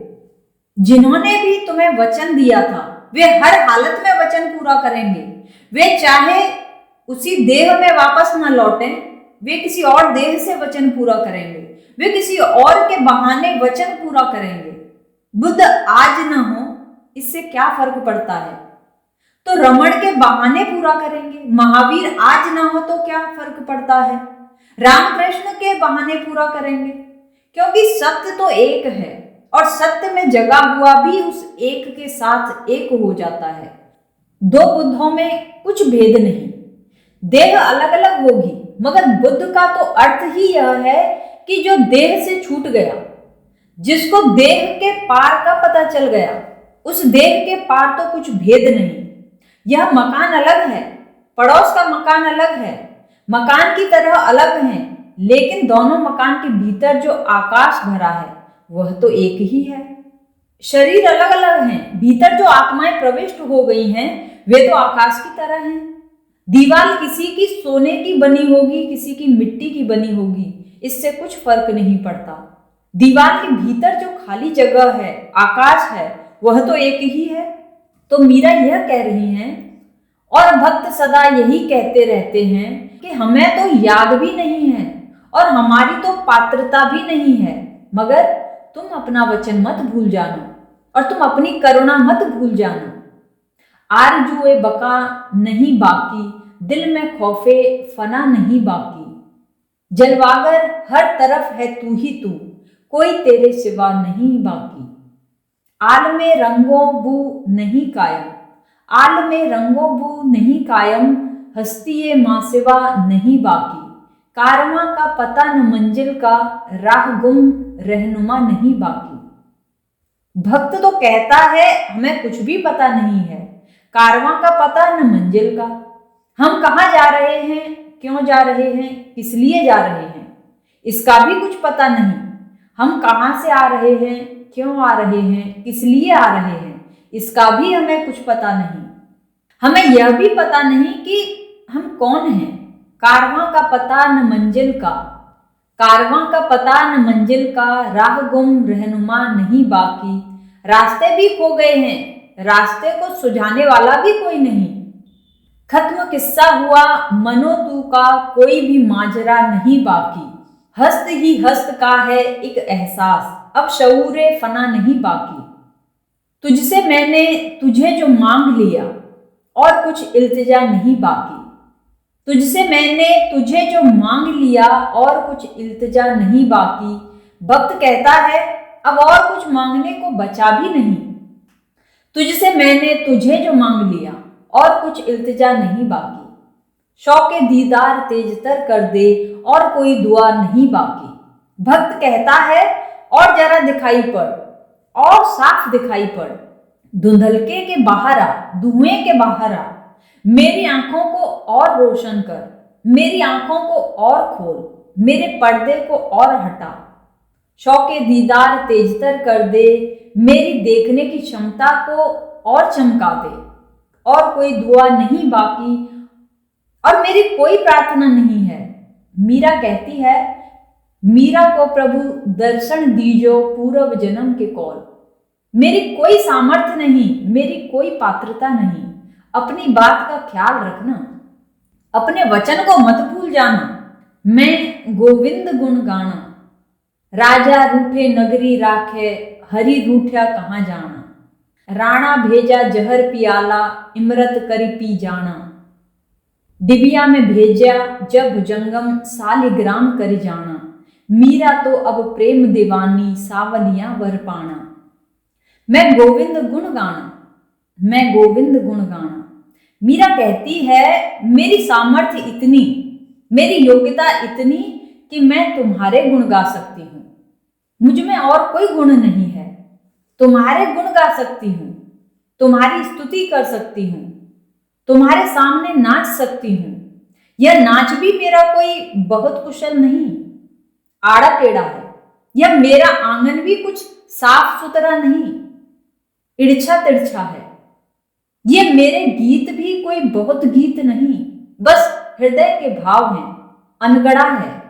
न इनमें मात्रा है, न छंद है, न काव्य के नियमों का कोई हिसाब है। मगर मैं और कुछ कर भी नहीं सकती, और कुछ करना मेरी सामर्थ्य में नहीं है। मैं तुम्हारे गुण गा सकती हूँ, मैं तुम्हारे गुण गाती रहूंगी। भक्तों ने परमात्मा के गुण गाने को बड़ी महत्वपूर्ण प्रक्रिया बनाया है। उसके गुण गाते गाते तुम उसमें लीन हो जाते हो। उसके गुण गाते गाते, उसकी याद करते करते तुम मिटने लगते हो, वह होने लगता है। इसलिए भक्त कहते हैं सत्संग, जहां चार दीवाने मिल बैठे, बात हो परमात्मा की, उसके गुण की, उसके प्रेम की। चार लोग मस्ती में साथ साथ डोलें तो शायद पांचवा भी कुछ छींटे पा जाए। इतनी वर्षा जहां हो वहां पांचवा भी बिल्कुल बिना भीगे आ जाएगा। ऐसे कैसे हो सकता है? इसलिए भक्तों की जमात होती है, साधु संगत। जिन्होंने थोड़ा सा पा लिया है वे उसका गुण गाते हैं, जिन्होंने उतना भी नहीं पाया है वे उसके गुण गाने में धीरे धीरे डूबते हैं, एक एक कदम आगे बढ़ते हैं। मस्ती संक्रामक होती है। मीरा ने बहुत से लोगों को दीवाना किया, अब भी करती है। अब भी उसके वचन बल रखते हैं, और वचन बड़े सीधे साधे हैं। अब यह कोई बहुत बड़ी कविता है। मैं गोविंद गुण गाना, राजा रूठे नगरी राखे, हरि रूठया कहाँ जाना। राणा भेजा जहर पियाला, इमृत कर पी जाना। डिबिया में भेजा जब भुजंगम सालिग्राम कर जाना, मीरा तो अब प्रेम दीवानी सांवलियां वर पाना। यह कोई कविता है, इसमें काव्य जैसा क्या है? तुकबंदी भी कहीं मुश्किल होगी, मगर यह महाकाव्य है। कविता हो या ना हो, शब्दों की चिंता ही मत करना। इसमें शब्दों से ज्यादा कुछ मौजूद है, शब्दों के बीच बीच में मौजूद है। खाली जगह में खोजना, यह प्रभु के गुणों का गान है। मीरा कहती है कि राजा रूठ जाए तो प्रजा कहीं छिपा ले, राजा नाराज हो जाए तो प्रजा कहीं अपने घर में छिपा ले। राजा रूठे नगरी राखे, हरि रूठा कहां जाना। लेकिन तुम अगर रूठ गए तो कहां जाओगे? फिर तो कहीं कोई जगह छिपने को भी नहीं है, क्योंकि तुम तो सब जगह हो। तो तुम मत रूठ जाना, और मेरी कोई और कुशलता नहीं, सिर्फ तुम्हारे गुण गा सकती हूं। मुझसे रूठ मत जाना। मेरी पात्रता का कोई दावा नहीं है, न साधुता का कोई दावा है, न चरित्र का कोई दावा है, न पुण्य का कोई दावा है। मेरे पास कर्तृत्व के नाम पर कुछ भी नहीं जो तुम्हारे सामने रख दूं। मेरे पास कोई प्रमाण पत्र नहीं है संसार के, लेकिन कुछ प्रमाण पत्र हैं मेरे पास कि तुमने कभी कभी मुझे याद किया है। वे घड़ियां मुझे याद हैं। मीरा कहती है, जब राणा ने जहर का प्याला भेजा था तो मेरे कारण तो अमृत नहीं हो गया था, तुमने ही किया होगा। राणा भेजा जहर पियाला इमृत कर पी जाना, यह मेरे कारण तो नहीं हो सकता। मैं तो तुम्हारा गुण गाने वाली हूं, इससे ज्यादा मेरे पास कुछ है ही नहीं। तुमने ही कुछ किया होगा। मैं तुम्हें याद दिलाए देती हूं कि तुम आए होगे, तुमने छुआ होगा जहर को, तुमने बदल दिया होगा जहर को। भक्त की निरअहंकारिता अद्भुत है। भक्त अपने ऊपर कोई गुण लेता ही नहीं, सब गुण उसके हैं, सब दुर्गुण मेरे हैं, सब गुण उसके हैं। ऐसी भक्त की भाव दशा है। भूल हो तो मेरी, ठीक हो तो उसकी। मगर मीरा जहर पीकर मर जाती तो मीरा उसका गुण गाते ही मरती कि मेरी कुछ भूल हुई होगी, इसलिए जहर असर कर गया। जहर अमृत हो गया, मीरा नहीं मरी, जहर से बच गई, तो भी गुण उसका, हर हाल उसका गुण है। मारे तो उसका गुण है, जिलाए तो उसका गुण है। राणा भेजा जहर पियाला इमृत कर पी जाना, इसमें क्या खूबी है? मीरा कहती है, तुम पर भरोसा है इसलिए अमृत समझकर पी गई। तुम्हारा भरोसा काम कर गया, तुम्हारे ऊपर श्रद्धा काम कर गई। जीसस के जीवन में उल्लेख है कि एक स्त्री भागी हुई आई और उसने पीछे से जीसस का पल्ला पकड़ लिया। जीसस ने लौटकर देखा, वह स्त्री बीमार थी, वर्षों से चंगी हो गई थी, स्वस्थ हो गई थी। वह स्त्री पैरों में झुकी और उसने कहा, बहुत बहुत धन्यवाद, तुमने मुझे ठीक कर दिया। जीसस ने कहा, क्षमा कर, ठीक करने वाला वही एक है, मैं कैसे ठीक करूंगा? किसी ने जीसस से कहा कि तुम बड़े महात्मा हो, संत हो, सात्विक हो। जीसस ने कहा, नहीं, वही एक। अगर कुछ खूबी मुझ में दिखाई पड़ती हो तो उसकी ही कोई बात झलकती होगी, मेरी अपनी कोई खूबी क्या हो सकती है? भक्त की यह सतत भाव भंगिमा है। राणा भेजा जहर पियाला इमृत कर पी जाना, डिबिया में भेजा जब भुजंगम सालिग्राम कर जाना। जिसको सब जगह परमात्मा दिखाई पड़ता हो, वह तो सर्प में भी भगवान को ही देखेगी, और तो कोई है ही नहीं। यह भी रूप उसी का है, वही आया है। और ऐसी भाव दशा अगर प्रगाढ़ हो तो सर्प में भी वही है तो वही। सिर्फ हमारे पास आंख नहीं है श्रद्धा की कि हम देख सकें। सांप को देखकर तुम घबरा जाते हो, भाग खड़े होते हो, अश्रद्धा पैदा हो गई, भय आ गया तो सांप है। और तुमने देखा कभी कभी रस्सी में भी सांप दिख जाता है, फिर भय पैदा हो जाए तो आदमी डरता हुआ अगर जा रहा है रास्ते से और किसी ने बता दिया कि जरा संभल कर जाना, उस रास्ते पर सांप इत्यादि होते हैं, तो वह पहले से ही विचार करते जा रहा है कि अब होते ही होंगे सांप, निकलते ही होंगे सांप, और एक रस्सी दिखाई पड़ जाए अंधेरे में, भागे, गिर पड़ो, हाथ पैर टूट जाए, और वहां कोई सांप था नहीं। इस बात को समझना, सांप न हो तो भी आदमी हाथ पैर तोड़ ले सकता है, सांप न हो तो भी आदमी घबराहट में मर सकता है।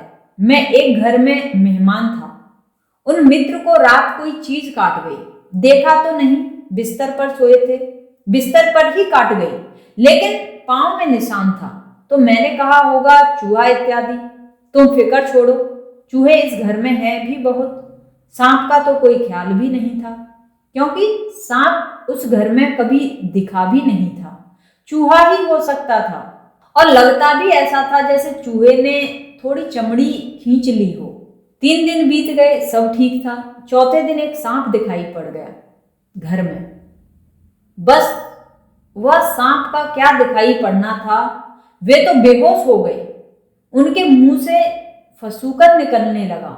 मैंने उनकी पत्नी को कहा, यह तो गजब हो गया, 3 दिन तक चूहा था तो सब ठीक चल रहा था, अब इतना तो पक्का ही है कि चाहे सांप ने ही काटा हो इनको, मगर 3 दिन से कोई गड़बड़ ना हुई थी। अब कोई 3 दिन के बाद थोड़े ही सांप का असर होता है, मगर भाव दशा पकड़ गई मन में बात। सूफी कहानी है। जुन्नैद एक गांव के बाहर ठहरा था।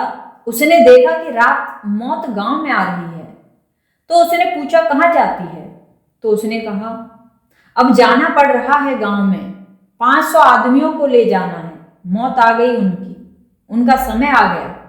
गांव में महामारी फैली थी, मौत भीतर गई।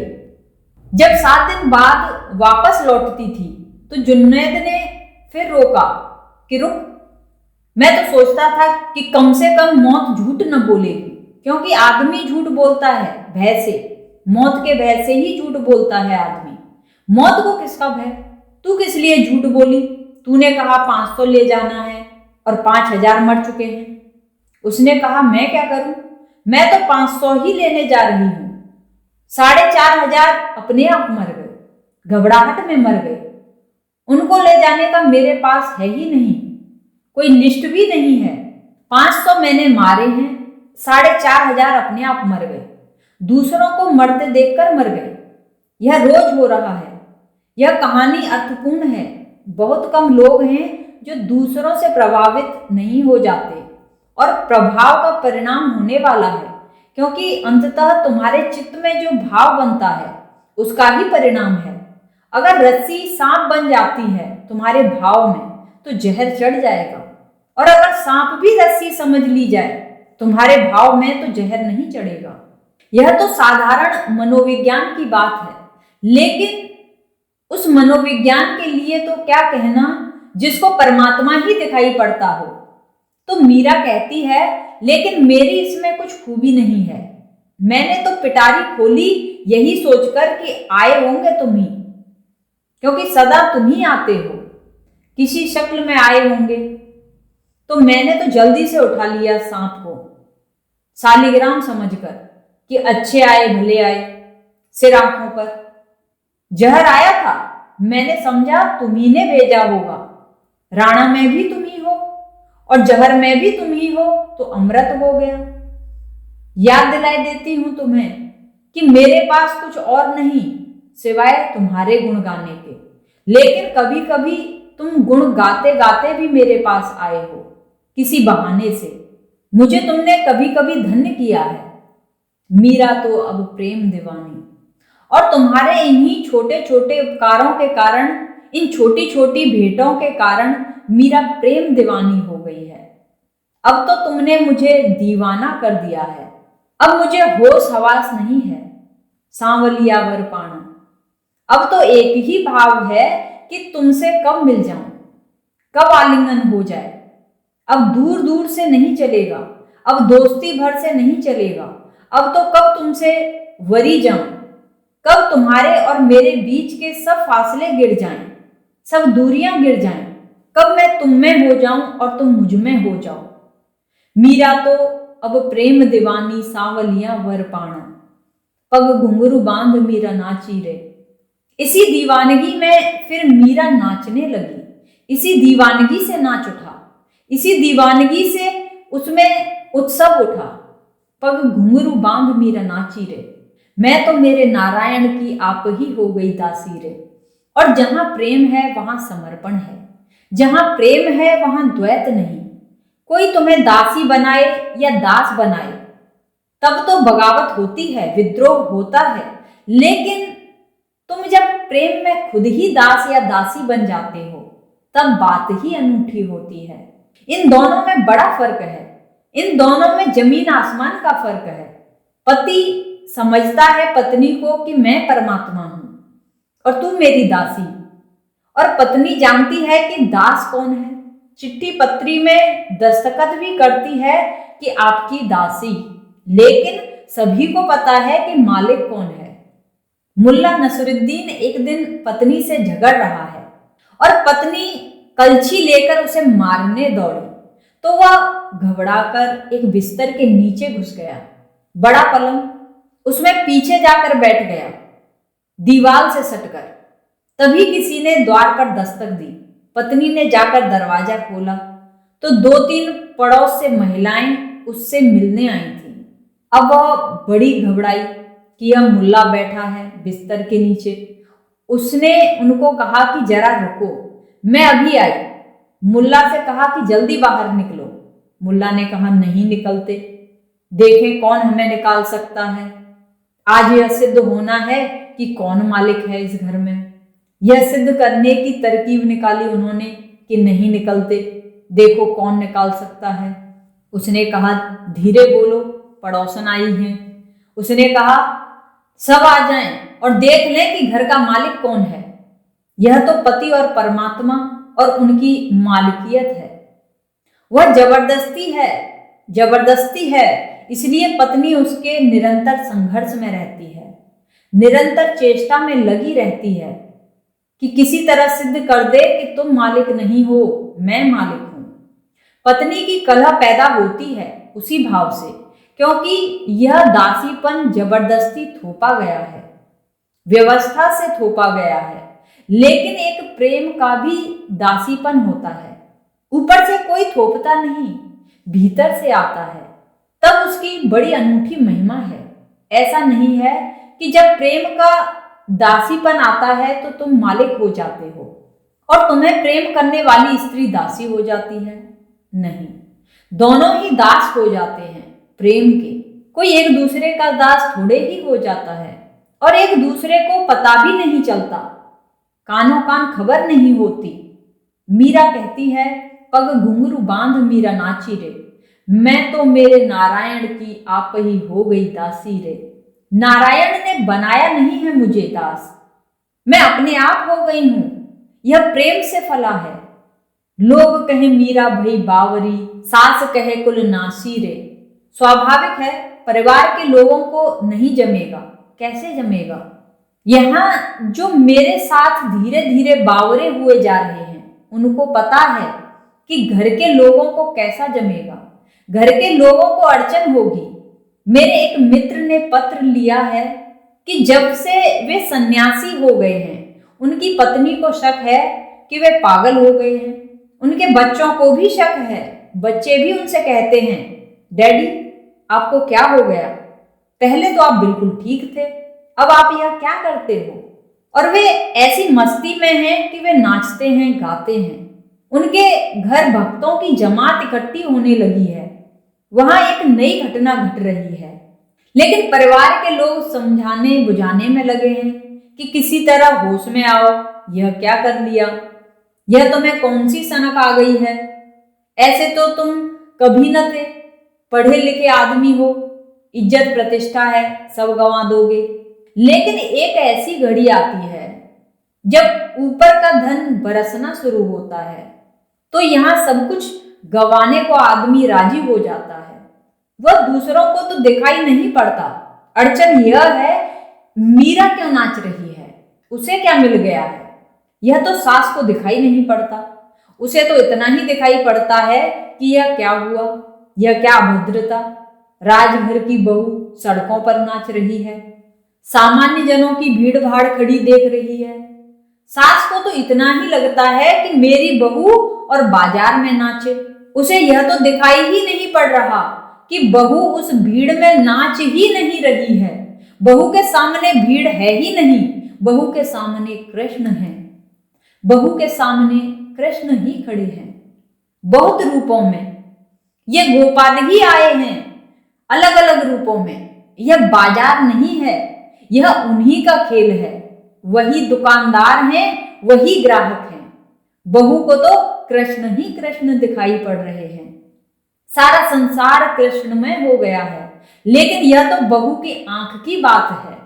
सास कैसे समझे? सास के पास तो यह आंख नहीं है। बहू को क्या मिला है, उसे पता नहीं। उसे भी क्षमा करना, उस पर नाराज मत होना। अक्सर लोग सोचते हैं सास दुष्ट रही होगी। ऐसा मत सोचना, गलत बात है। दुष्ट नहीं है, सामान्य है, साधारण है। ऐसी ही है जैसे लोग संसार में होते हैं। लोग सोचते हैं यह राणा तो जहर भिजवाता है, देवर है मीरा का, यह आदमी शैतान है, कि इसके सिर में शैतान सवार हो गया है, कि यह ईश्वर का दुश्मन है, यह कृष्ण का विरोधी है। नहीं, ऐसी कुछ बात नहीं है। यह राणा भी कृष्णाष्टमी होती होगी तो मंदिर जाता होगा। इसके घर में भी कृष्ण को झूला झुलाया जाता होगा। इसके घर में भी कृष्ण की मूर्ति होगी। यह भी कभी 2 फूल चढ़ा आता होगा, लेकिन बस यह औपचारिकता की बात है। यह सामान्य है, कोई शैतान नहीं है। लेकिन यह इसकी समझ के बाहर है कि एक प्रतिष्ठित कुल की बहू और बीच बाजार में निर्लज्ज होकर नाचे, उसको निर्लज्जता दिखाई पड़ेगी। लोग कहें मीरा भई बावरी, सास कहे कुल नासी रे। विष का प्याला राणा जी भेजा, पीवत मीरा हंसी रे। और मीरा हंसती है। यह जहर का प्याला आया तो हंसती है, क्योंकि उसका परमात्मा से संबंध जुड़ गया। अब उसके लिए जहर है ही नहीं, मौत ही नहीं है। उसके लिए अमृत ही अमृत है। अब मृत्यु घट ही नहीं सकती। मृत्यु तो घटती है अहंकार के कारण। जिसने अहंकार छोड़ ही दिया, अब उसके पास मरने को कुछ बचा नहीं। जो मरना था वह तो त्याग ही दिया। अब जो मिट नहीं सकता वही शेष रहा। तो हंसी होगी कि जहर किसको भेजते हो। मंसूर ने यही कहा था अपने हत्यारों को कि तुम मार किसे रहे हो? जिसे तुम मार रहे हो वह तो मैं पहले ही छोड़ चुका, और जो मैं हूं उसे तुम मार नहीं सकते। उसे कोई नहीं मार सकता। यही तो सिकंदर से एक हिंदू सन्यासी ने कहा था। जब सिकंदर ने कहा अगर मेरे साथ नहीं चलोगे तो गर्दन अलग कर दूंगा, उसने कहा कर दो, मैं खुद ही पहले अलग कर चुका हूं, अब गर्दन है कहां? तुझे गर्दन दिखाई पड़ती है? सिकंदर ने तलवार खींच ली। वह कोई तत्व चर्चा करने नहीं आया था, वह आदमी अपने ढंग का था। उसने कहा अगर ज्यादा बकवास की गर्दन अलग कर दूंगा। वह फकीर हंसने लगा। उसने कहा तू अलग कर ही दे, तू ही गिरते देखेगा, तू भी गिरते देखेगा गर्दन को, हम भी गिरते देखेंगे, गर्दन ही कटेगी, तू मुझे ना काट सकेगा। नैनन छिंदती शास्त्राणि, मुझे कोई शस्त्र काट नहीं सकते। नैनम दहती पावक, मुझे कोई आग जला नहीं सकती, तू काट। अगर सिकंदर किसी आदमी के सामने हार गया था तो वह उसी फकीर के सामने।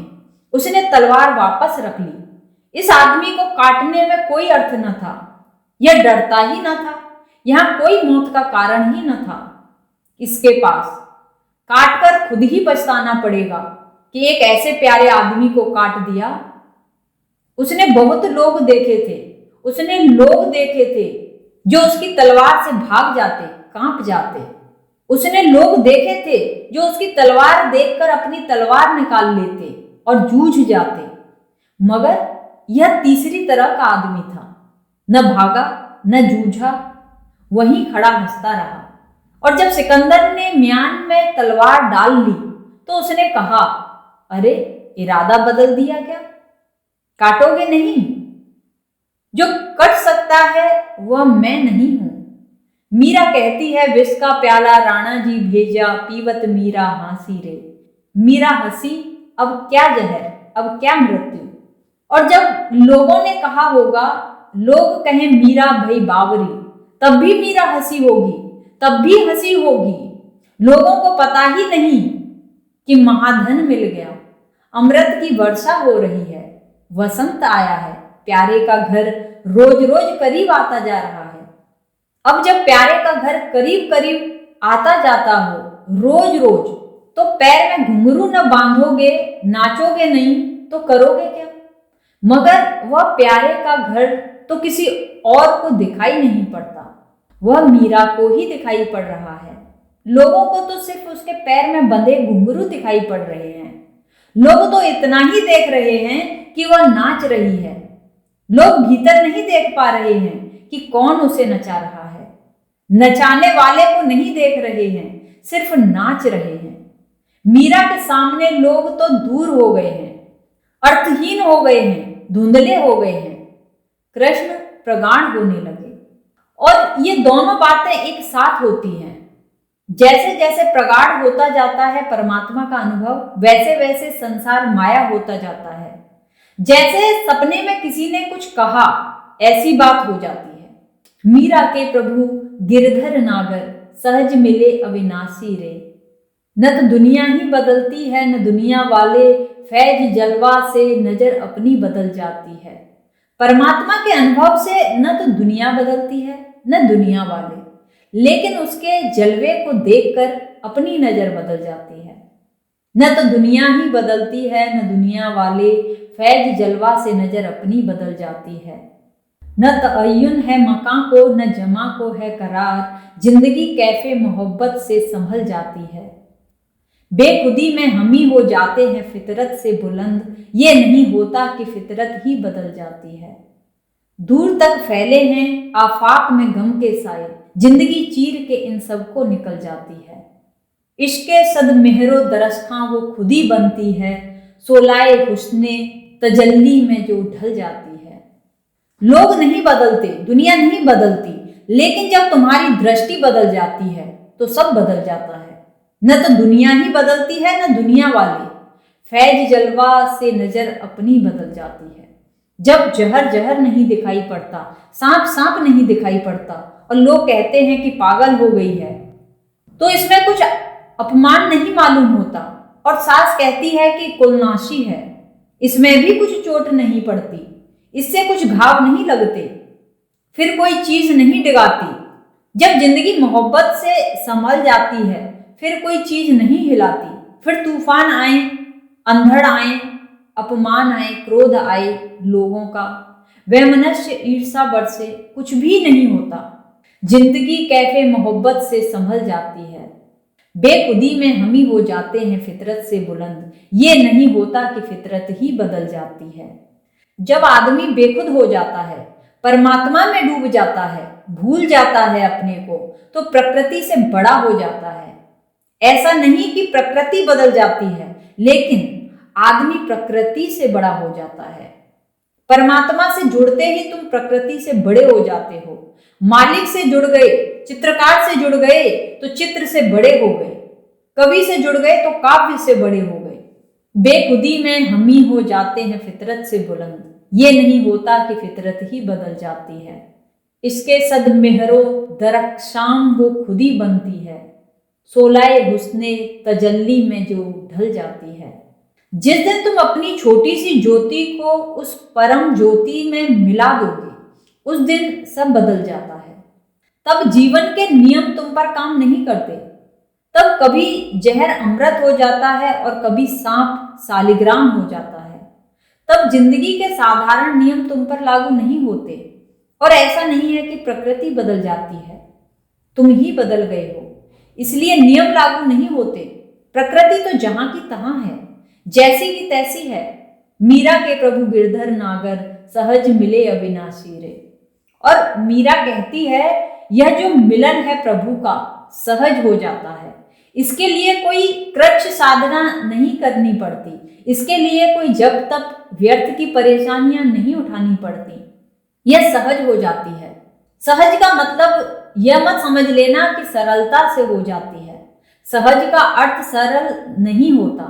सहज का अर्थ स्वाभाविक होता है। सहज का अर्थ होता है यह तुम्हारा स्वभाव ही है कि तुम परमात्मा के साथ एक हो सकते हो। जब तक तुमने तय किया कि नहीं होना है तब तक रुके हो। जिस दिन तुमने ढील डाल दी, अपने अवरोध हटा दिए, द्वार दरवाजे खोल दिए, सहज हो जाती है। जैसे सुबह सूरज बाहर निकलता है और तुम दरवाजे बंद किए भीतर बैठे हो और आंखें बंद किए हो। अंधेरी रात है तुम्हारे लिए, अमावस है, सूरज बाहर निकला है, मामला बिल्कुल सहज है। तुम दरवाजा खोल दो, सूरज भीतर आ जाए। तुम आंख खोल दो, सूरज के दर्शन हो जाएं। सरल नहीं है इसका अर्थ, क्योंकि अगर आंख बंद करने में तुम्हारा कुछ न्यस्त स्वार्थ है तो आंख खोलना आसान नहीं होगा। या अगर तुम आंखें जन्मों जन्मों से बंद किए हो तो आज एकदम से आंख खोलना आसान नहीं होगा। और दरवाजे अगर तुमने कभी खोले ही नहीं हैं तो शायद वे अब तक दीवार हो चुके होंगे। शायद उनको खोलना इतना आसान न हो। समझना, सहज का अर्थ सरल नहीं होता, सस्ता नहीं होता। सहज का अर्थ होता है स्वाभाविक है। स्वाभाविक है यह। ईश्वर से दूर होना स्वाभाविक है, ईश्वर के पास होना स्वाभाविक है, क्योंकि ईश्वर हमारे प्राणों का प्राण है। तेरे पास बैठ के 2 घड़ी तुझे हाले दिल है सुना लिया। मुझे अपना मान न मान तू, तुझे मैंने अपना बना लिया। तेरे पास बैठ के 2 घड़ी तुझे हाले दिल है सुना लिया। मुझे अपना मान न मान तू, तुझे मैंने अपना बना लिया। तेरे पास बैठ के 2 घड़ी तुझे हाले दिल है सुना लिया। कई तेजगाम भटक गए, कई बरकरों हुए लापता। तेरे आस्तां पे जो रुक गए, उन्हें आके मंजिल ने पा लिया। कई तेजगाम भटक गए। कुछ लोग बड़ी तेज चाल चलने वाले थे, वे भटक गए। बड़े तपस्वी, बड़े संघर्ष वाले, बड़े संकल्प वाले। कई तेजगाम भटक गए, कई बरकरों हुए लापता। तेरे आस्तां पे जो रुक गए, लेकिन जिन्होंने तेरे चरणों में सिर झुका दिया, तेरे आस्था पे जो रुक गए, उन्हें आके मंजिल ने पा लिया। उन्हें मंजिल तक नहीं जाना पड़ा, उन्हें खोजती हुई मंजिल आ गई। सहज का यही अर्थ है। ये नजर का अपनी कसूर है कि हिजाबे जलवा की है खता। कोई इस किरण को तरस गया, कोई चांदनी में नहा लिया। कुछ लोग हैं जो एक किरण को तरस रहे हैं और कोई हैं कि चांदनी में नहा रहे हैं। मामला क्या है? मामला कुछ भी नहीं है। जो सहज की गति से चलेगा वह चांदनी में नहा लेगा। जो चेष्टा करेगा, अपने को सिद्ध करने का प्रयास करेगा, वह एक एक किरण को तरस जाएगा। कई तेजगाम भटक गए, कई बरकरों हुए लापता। तेरे आस्तां पे जो रुक गए, उन्हें आके मंजिल ने पा लिया। ये नजर का अपनी कसूर है कि हिजाबे जलवा की है खता। कोई एक किरण को तरस गया, कोई चांदनी में नहा लिया। मेरे साथ होती न बेखुदी, जो भटक गया होता मैं कहीं। मेरे साथ होती न बेखुदी, तो भटक गया होता मैं कहीं। मेरी लफ्ज़ों ने कदम कदम मुझे गुमराही से बचा लिया। यह प्यारा वचन याद रखना। अगर मुझ में बेहोशी न होती, बेखुदी न होती, अगर मैं अपने को भूलकर तसल्ली होने का क्षमतावान न होता, तो कभी का भटक गया होता। यह मेरी बेखुदी ने और बेहोशी ने मुझे बचाया। मेरे साथ होती न बेखुदी, तो भटक गया होता मैं कहीं। मेरी लफ्ज़ों ने कदम कदम मुझे गुमराही से बचा लिया। यह बेहोशी के कारण है जो लड़खड़ा लड़खड़ा कर चल रहा हूं। इस लड़खड़ाने के कारण ही भटका नहीं। क्यों? कोई तेजगाम भटक गए। भक्त कहता है परमात्मा को पा लेना सहज है, परमात्मा खुद आता है। तुम पुकारो भर, तुम्हारी पुकार पूर्ण हो। तुम प्यासे भर हो जाओ, तुम्हारी प्यास भर समग्र हो। परमात्मा स्वभाव है, इसलिए सहज है। न तो सस्ता है, न महंगा, अमोलक है। न तो कुछ करने से मिलता है, न बैठे ठाले मिलता है। कुछ तीसरी बात चाहिए, हृदय की गहन प्यास चाहिए। कृत्य का सवाल नहीं है, और बैठे ठाले भी नहीं मिलता है। बैठे ठाले का अर्थ है प्यास भी नहीं, और कृत्य का अर्थ है बड़ा अहंकार है और बड़ा संकल्प है। कई तेज गांव भटक गए, कई बरकरों हुए लापता। तेरे आस्था पे जो रुक गए, उन्हें आके मंजिल ने पा लिया। भक्त कहता है परमात्मा तुम्हें खोज रहा है, तुम ही उसे खोज रहे हो ऐसा नहीं है, इसलिए सहज है। अकेला आदमी खोजता तो पाता भी कैसे, कहीं भटक जाता, लेकिन उसका हाथ भी तुम्हारी तरफ बढ़ा हुआ है, वह तुम्हें तलाश रहा है और उसी क्षण मिलन हो जाएगा। जिस क्षण तुम्हारी प्यास तुम्हारे पूरे प्राणों को सुलगा देगी, एक भवक, एक लपट की रोआ रोआ उसमें सम्मिलित हो जाएगा, कण कण उसमें समाहित हो जाएगा। तुम प्यास से अलग न बचोगे, तुम प्यास ही हो जाओगे। ऐसी प्रार्थना, ऐसी प्यास, ऐसी पुकार, बस इतना पर्याप्त है। रो उसके लिए, वही प्रार्थना है। पुकारो उसके लिए, वही साधना है।